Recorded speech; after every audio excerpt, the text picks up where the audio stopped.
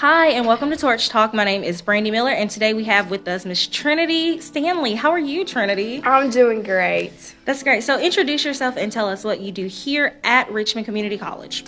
Okay, so my name is Trinity Stanley, and I'm one of the four EUS RT instructors, electric, utility, and substation relaying technology. Okay, so can you explain what the substation is for those who may not know, or, just for those who may be interested in the program? Yeah, so pretty much general overview of what a substation is.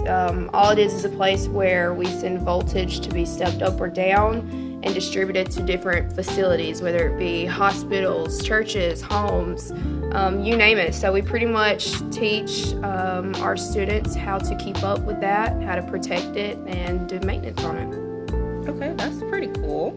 So, since you are a former graduate of this program, and now you're an instructor of this program, what was your transition like for you to go from, being a student to working in the field and now coming back to teach in the classroom?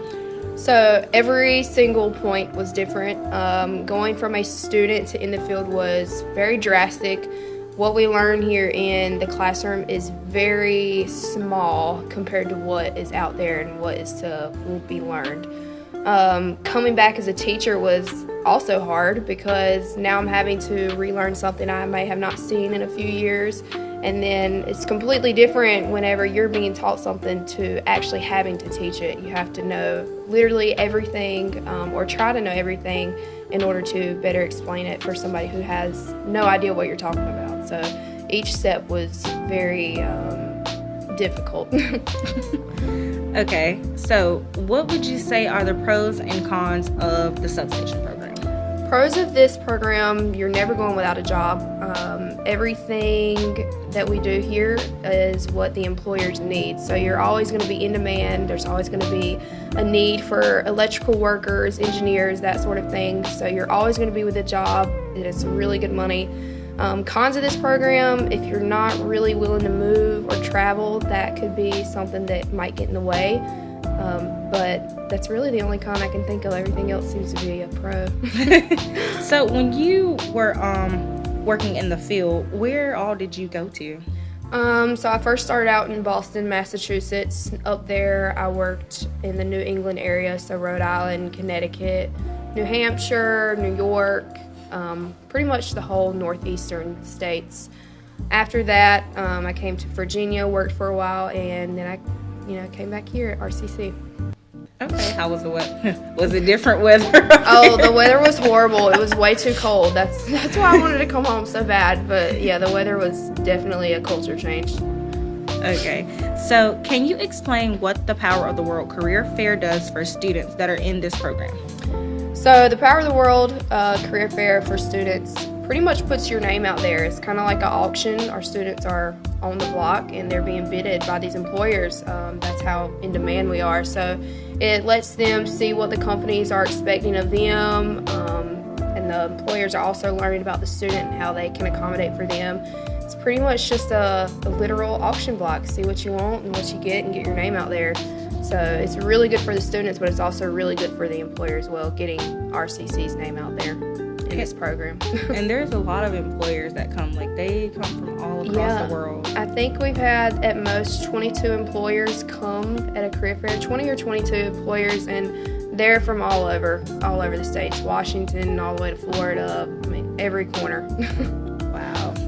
So what career paths do students have upon completing this program? So there's different ones you can go into.